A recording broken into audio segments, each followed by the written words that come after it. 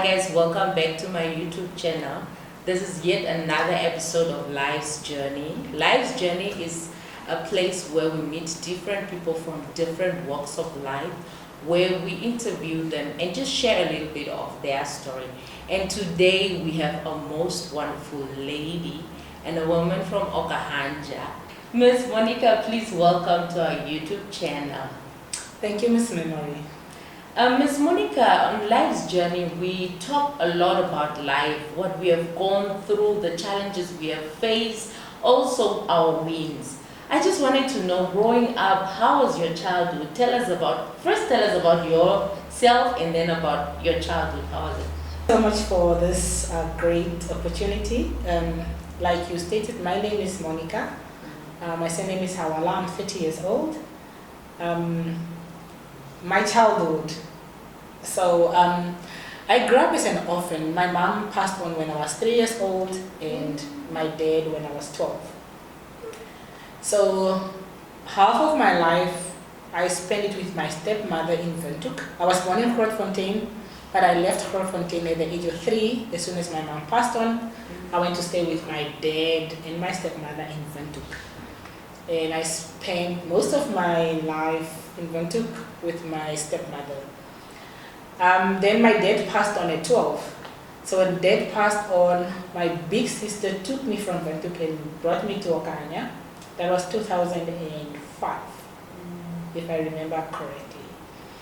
So yeah, I spent my life between Windhoek and Okahandja. I was in Okahandja for 3 years, grade 6, 7, and 8.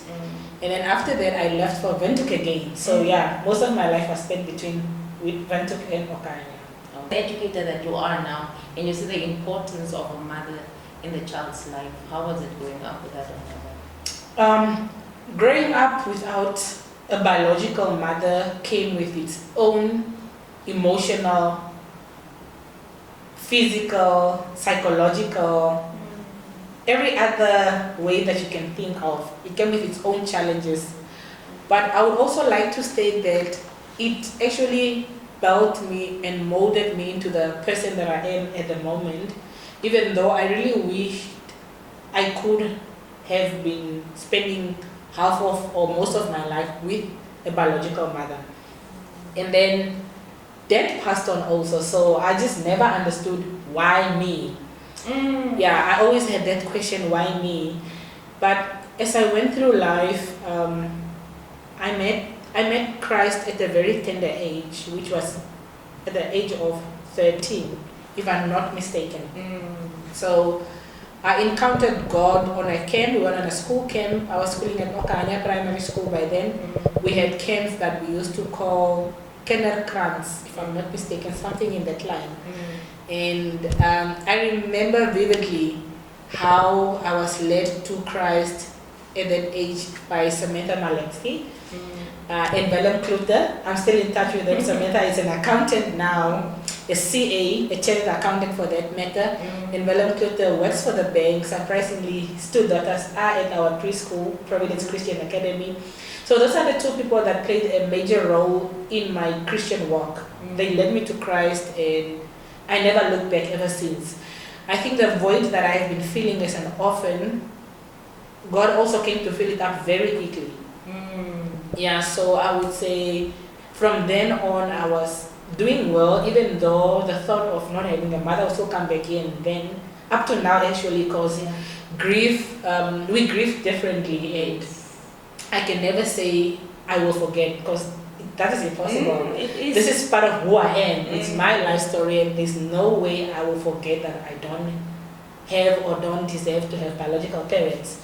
So yeah, so there's this part of having Christ, God the Father to the fatherless as a father, but there's always that part that wants me to have a mother and a physical father. Exactly. Yeah. For me, it was difficult. My mom passed on while I was 23. It was very difficult for me to digest that. Yeah. It took me 5 years to overcome that because obviously I was grown and I had spent time with her and I could not just... Mother's Days were the worst day. 3rd February is my mom's birthday. Those were the worst days of my life. Because I was asking God, We grew up in a born again home. My mom gave her life to Christ while I was 9. So literally I grew up in church and I thought I was born again. So I was thinking like, we're praying, we're in the choir, why would God do this at once, take both my parents in a car accident?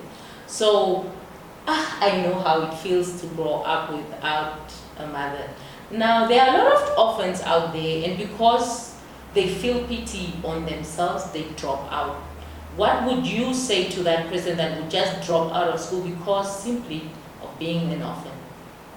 On the support system they also have around at that time, you will be thinking that this person is dropping out of school because they don't have a mother, but that's not the root cause of it.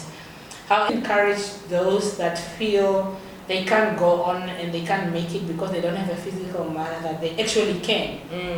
They can, and this is their time. Exactly. It's unfortunate that life happens to us differently, but don't give up on yourself. Exactly. Because you got what it takes and you can make the best out of it. Why did you choose to become a teacher? A trained counselor, and with that qualification I have had opportunities to work in the schools as a school counselor and the life skills teacher. So that's where the teaching passion came in from. So I had to become a clinical psychologist focusing on marriage and family, but God had a different calling for me, I believe. Yeah. And I don't regret. So when I got into the schools, I fell in love with the kids, and the passion just grew stronger for the kids. Because I always thought I would at least start with the mental hospitals, because I also had a passion for mental people for some reason. But that never happened. Every time I applied for the hospital, I just never came through, but every application for a school came through. And I was like, okay, God, fine, I get it. This is what you want me to do, I'm going to obey and I'm going to do it. So when I was doing the life skills, and the counseling, that's when the teaching passion came in. So I have been a life skills teacher for about 6-7 years, I think. I have been to both private and state schools. And how did your family and your friends take it when you're like in the government system or in the private sector, where you get a stable salary with benefits and everything is sorted as we think? Yeah. You decide to take the leap of faith and just quit and start your own business. Okay, so opening Providence, I have had the vision of Providence since 2013, and I was so careful not to share it just with anybody. I only shared it with a very close friend. He's also actually an entrepreneur, and it was a guy for that matter. So I shared it. The vision was so big, and I was so scared. For a very long time, I was so scared. So I was like, God, who do I share this with? Because I just couldn't keep it to myself. So I called Amon. I'm just going to mention him. I called Amon Namanjebo. I called him to my flat. That time I was staying in Soweto. I remember vividly well. I was working for Dr. Rita Elementary Private School in Dorado. And this thing kept coming up and coming up and coming up. So I called Amon. I'm like, you know what? This is what I have. I have this idea. I want to build a school. I want to have a school, a big school with a boarding school. And he was supporting me. He did not even think I'm crazy or whatever. I was like, you know what? Go for it. You can do it. Now that time he's saying go for it, you can do it. I don't even have any cent on my account. Yes, I don't have any cent on my account for a business. That was 2013. And I kept working on it. I kept working on the vision statement, the mission. And I was asking God, what do you want me to do? What is the focus? How do I start? Where? And then it was the where part. God showed me Okahandja. Go. That time I was everybody was like, Okahandja, go give back. Go give back to Okahandja. That's where I want you to go start. All right, cool. 2013, 2014, still asking God, like, are you sure? It's like, yes, I'm sure. 2015, 2016, 2017. Now 2017, obviously by then I had enough. I had saved up, not enough, but I had saved up just to start. And then 2017 towards the end, I remember I was sitting. That time I was teaching at Ashipenda Secondary School. I was sitting in my office after a counseling session with one of the learners. I heard God's voice again saying, you know what? This is the time. You are ready. When I heard that, I went outside, I took a pen and a paper, and he kept telling me, this is the vision, this is the mission. And I was writing as he was speaking. Obviously, to a normal person, me talking about vision and God speaking, they'll be like, what are you talking about? For me, this is my testimony. Yeah, so I could hear him clearly, and as he was speaking, I was writing down. It was not making sense at that time because the words were not coming so along, they were not also making sense. But obviously, I was writing as I was hearing. And then that was 2017 towards the end. Towards the end. Was it towards the end? Oh my God. Yes, it was. No, it was at the beginning, I think. Okay, somewhere in 2017. And then I started shopping now I would go in a shop, I'll buy a book here, and I'm like, I said, what's going on? Leap of faith. Yes, I was like, what's going on? I don't even have a place. I don't have teachers. What am I gonna do? How do I live? And all of that. And I was like, okay, fine. It's time. It's over 5 years. I've been hearing this thing, and I'm not doing anything about it. I was so scared because I didn't even know where to start. Remember, I always spoke to Amon, and that was, oh yeah, and then there was, before that, my pastor's wife, I had mentioned something to her that I can't even remember. And she's like, you did. I knew this is what you're going to do, and I knew you had the potential. Go for it. And I was like, oh wow, really? But she only told me that after I opened Providence. I was like, finally. There's a confirmation. Yeah, she was like, finally. Do you know that I also speak? Like, I just don't know how to explain. But then I just want to confirm with you that God is really speaking. We will not be able to say we had this, but in our spirits we know that this is what God is saying, and that's where you wrote it down. So I'm glad that I'm not the only crazy person thinking that God is speaking. Oh yeah, funny enough, I still have that book. I'll look for it when I get to my office, and then we can just put on pictures if you yes, I still have that book where I wrote, I hope the year is there. I think so, when I called Amon. Because when I called Amon, when I was telling him about this, I had my notebook. Oh my goodness. Yeah. I actually used to write a lot, Yeah, that's also one of my hidden talents. Yeah, I used to write a lot. It's just this thing with the cell phone now that I make little notes, but back then I actually have a book and I write notes. And that is why I say for me, God speaks. God spoke and He still speaks. But it also depends on your level of relationship you have. Exactly. Yeah, it depends on the level of relationship you have with Him for you to clearly hear that voice. Because God will not shout, God will not whatever. Sometimes it's a deep conviction that you have in your heart that this is what God is saying.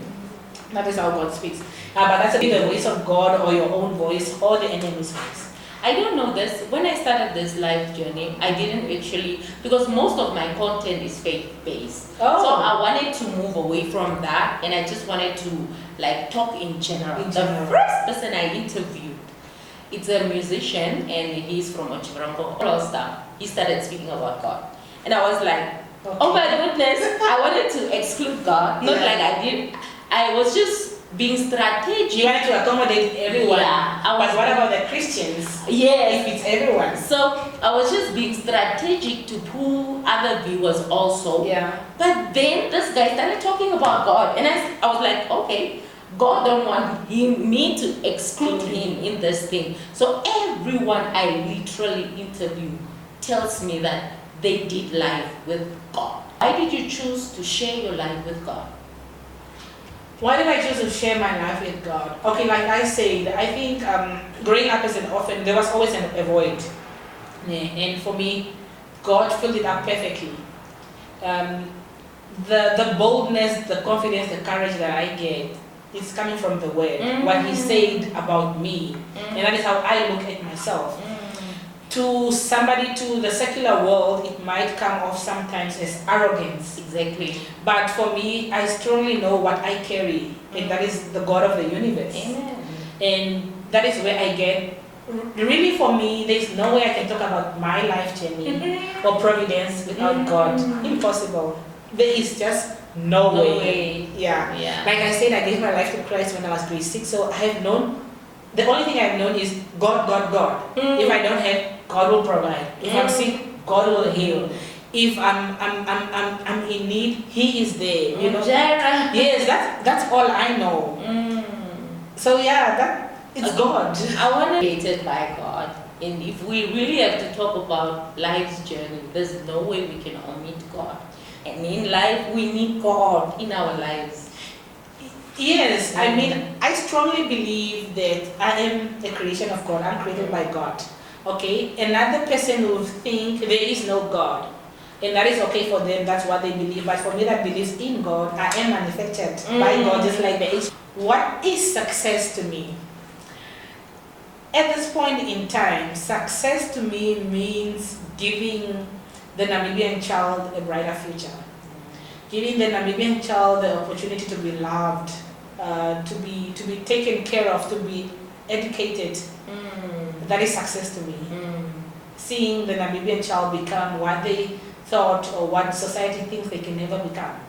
Yes. Fulfilling purpose. Yes, fulfilling their purpose. For me, that is success. Now, what would you tell your 20-year-old self? What do I tell my 20-year-old self? It's okay not to be okay. Yes, definitely. Yeah. I will tell my 20-year-old self that it's okay not to be okay. Me being a perfectionist, I always wanted things to go my way. And when they don't go my way, I lost it. I almost lost it to depression. Obviously, with already there is that part of me not having both parents, and then there's this part of me wanting to be successful and wanting things to go my way, and sometimes that just never happened. And I would always beat myself up for that, like, but why can't I do this? If God says all things are possible, why is it not? Yes, why is it not happening to me? So I'll tell my 20-year-old self that it's okay not to be okay, take it one step at a time. If you're 20-year-old and you're sitting here, it's okay not to be okay. Yes. One step at a time. You will eventually get there. Exactly. Jordan Sparks has spoken for us. Oh, so I was very tired. Yeah. So the other thing, anything you want to ask me? Oh, I can ask you anything I want to ask you. Do you think or do you believe you are living out your best life at this moment in time? No, I don't think I'm living out my best life, but I know that I'm working towards that. Okay. I got to understand purpose at a very late stage in my life. I believe that a secular has taught us we should go to school, finish our school, and then go to university, and then sit in an office. That is what I believed. Because when I grew up, actually I had to fund my own education, though both my parents were alive. My mother was not employed, my father was employed, but my father was just playing hide and seek. They were both married, yes. He was playing hide and seek, and he was not funding for me. So my vision was just to get a job so that we can get out of poverty. Yeah. I was not living my purpose. So as I grew up, actually I went to Opo, so my mind was just Opo, behind.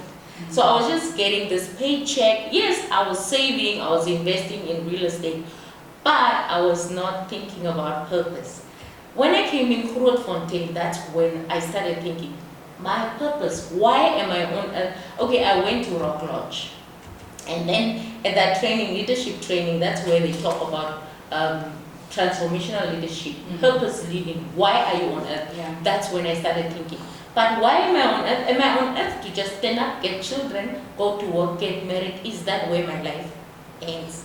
And then maybe 5 years ago, that's when I started working on my purpose. And I see clearly what God is showing me. You are afraid to share yours. I am not afraid to share mine. I see myself as an educator also, and also a psychologist. But basically marriage and children psychologist. And I think that God has called me for that. Yeah. That is that I could educate the people with the information, with the little that I had. So that is now me going into my purpose. My purpose is not something that is fancy and great, but what makes me comfortable is sitting here talking, people, not the glamour, not the things that we have set up for people to see, but the message that is going out, that is living my purpose. And also caring for the needy, like feeding, soup kitchens, that is where my purpose is. I've not reached it, I've not been at that place where I want to be, but I'm working towards that. Wow. Yeah, so what message will you leave us with today? What message would I leave the audience with today? I would like to tell you that you are enough. You are enough. You don't need anybody to validate your existence. Mm. You got what it takes. You can do whatever you put your mind to, and you can fulfill that which you want to. Get rid of fear, because fear is our own biggest enemy that we have to fight against. If you feel like the weight sometimes gets too much, it's okay to speak to somebody that you trust. You don't have to go through life alone. And it's okay, remember that it's okay not to be okay. And it's not the end of the world. Whatever it is that you are battling with, there is a solution to it. If there was no solution, it was not going to be an issue. So there's a solution to whatever we go through in life, and you'll make it. Thank you. Thank you very much, Miss Monica. I don't know that so much for making time. I know you're a very busy woman. We had to reschedule and reschedule. Yeah. So everyone that is watching, this is Miss Monica. Where can they find you on socials?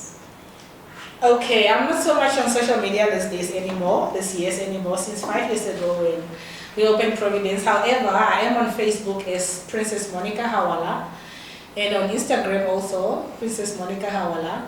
And yeah, that's basically where you can find me, or on my personal cell phone. Yeah, and they can also bring their children to your... Oh yes, we do have a preschool in Okahandja. We are called Providence Christian Academy. We are situated in Smarties Extension 8 on Earth 1613. We take the age groups from 2 to 6.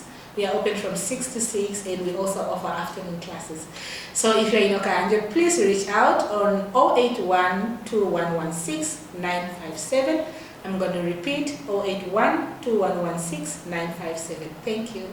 You heard it from Miss Monica herself. Thank you very much if you have watched thus far. I don't know why I'm forgetting to tell you guys to subscribe in the beginning, but it's never too late. So I want you guys to subscribe and have a nice one. Bye. Bye.